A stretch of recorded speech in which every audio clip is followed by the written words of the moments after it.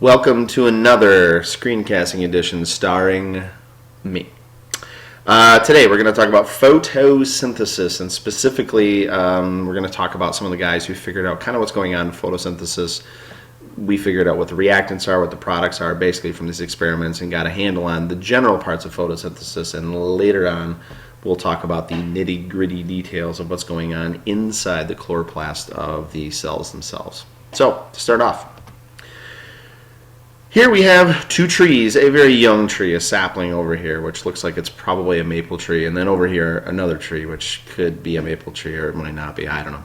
But in any case, when you look at them, the thing that should strike you as being very obvious is that one of them is huge and one of them is tiny. One of them has lots of mass and one of them does not. So the question is, how does this tree gain all of this mass during the time it's alive? Does it come from the soil? Does it come from the water? Does it come from the air? Where is it coming from? It's got to come from someplace. We just know that mass can't just appear, though. It's got to come from something else. So thus the law of conservation of mass right here is, which is that mass always has to come from some other place. It changes form, but it can't just appear out of nowhere. So, moving on.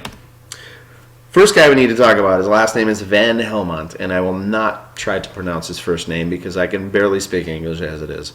So we'll just say Van Helmont. And he did an experiment which seems kind of obvious, but he took a small plant, put it into a pot, he grew it for upwards of 5 years. And his experiment, his whole hypothesis was going to be that the amount of soil that was in the pot might have something to do with how big the plant got. Or if the plant got bigger, that the amount of soil would decrease over time.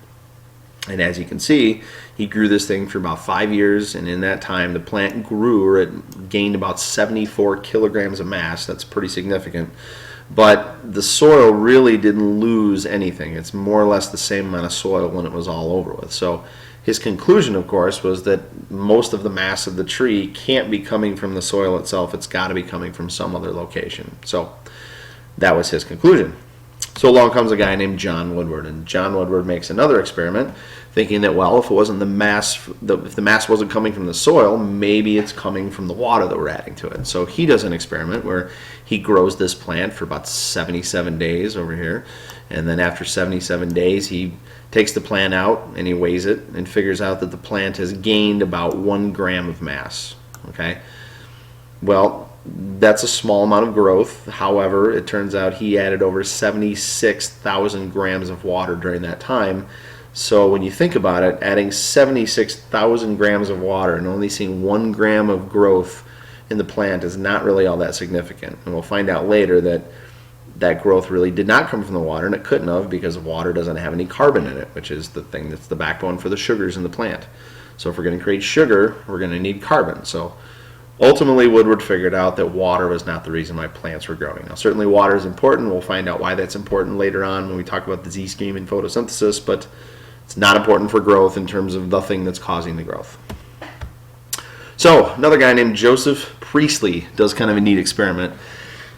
And you've probably already seen something like this done. If somebody takes a candle and they light a candle, we got over here, and you put a cake pan or a cake dish over the top of it, you'll see that over time the oxygen gets used up, the candle's going to go out, and no more candle burning. Okay, so and that's the first thing. So he decides to do is basically take this candle and he puts a small mint plant in there, and by doing so, the mint plant is going to do photosynthesis. The candle is going to burn oxygen. At this point, he didn't know exactly what was going on.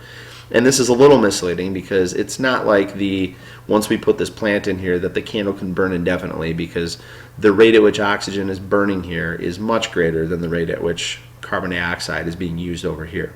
But what he did find out is that even after this candle went out, he was able to relight the candle inside of this thing later on after the plant had had time to do photosynthesis. So he had figured out at this point there was a relationship between oxygen and carbon dioxide with photosynthesis. So he took that a step further.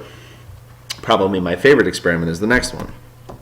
His second experiment, very similar to the first, was that instead of keeping a plant inside the cell only and just a candle, he did an experiment where basically he took a candle, he put it inside this dish again, it went out after a while.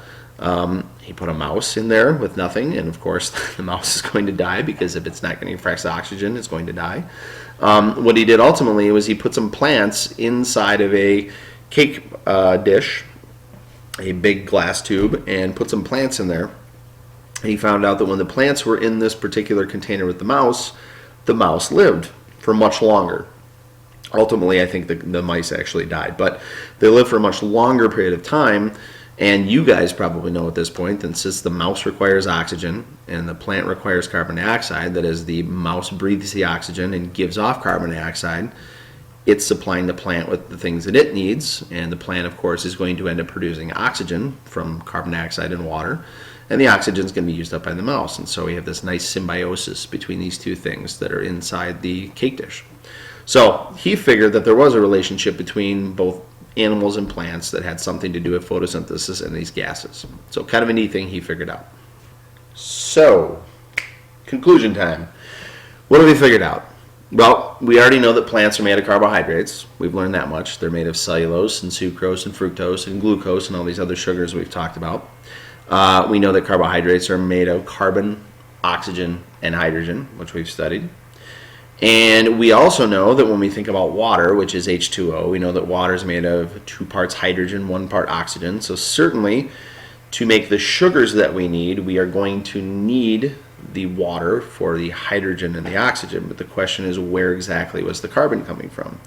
And at this point, we'd figured out that the carbon had to come from carbon dioxide that was found in the air. And so that's where we end up with the beginnings of our equation for photosynthesis. So, photosynthesis, literally meaning photo is light, synthesis is to make. So it almost means light making, but that obviously doesn't make much sense. You want to think about it as using light to produce or using light to make. And when you look at this equation that's here, this is a pretty simplistic equation. I will actually hold you accountable for a balanced chemical equation that we'll get to in a future screencast. But that is the basics, is that we have water, we have carbon dioxide. In the presence of sunlight and some other nutrients, which we won't get into, we're going to produce a carbohydrate. Remember, this is our base formula for carbohydrates right here. And then a bit of oxygen, which is going to be the waste product. But that's very fortunate for us because as animals, we are going to need that waste product for us to survive. So the last thing we need to review before we get into pigments in photosynthesis and what's going on with those things is to review the idea of autotrophs and heterotrophs. So I just need to remind you that autotrophs are going to be organisms that can produce their own food. Okay, so they don't need to hunt other things. They're going to make their own food. Animals, of course, are going to be heterotrophs. They have to consume their food. So when you look at the two terms on here, we've talked about these previously in the year, but we have photoautotrophs, which are going to be the ones that use sunlight to produce their own food. And then we have these other guys called chemoautotrophs, and they use non-living chemicals. And the one you see here, hydrogen sulfide gas, they use some of those things in some really strange places. Those things that we had talked about with archaebacteria, a lot of those are the ones that are going to end up doing chemosynthesis, which is going to be almost like photosynthesis, but without using the organic stuff that we talked about.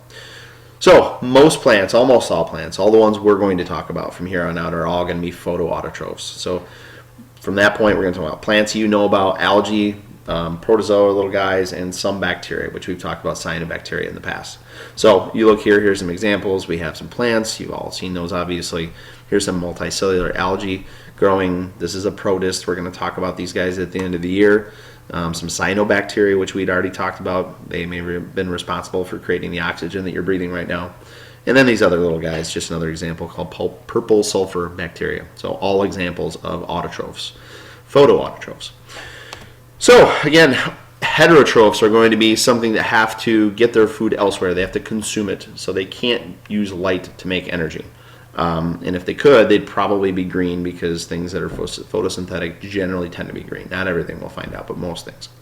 So almost all heterotrophs are going to depend on photoautotrophs for plants, food, and oxygen. So we talked about trophic levels, whereas the autotrophs are the primary producers. We're all going to be consumers of some sort because we have to use those for our energy. Thanks for watching, and if you tune into the next one, we will talk about photosynthetic pigments and thin layer chromatography along with chloroplast. See you.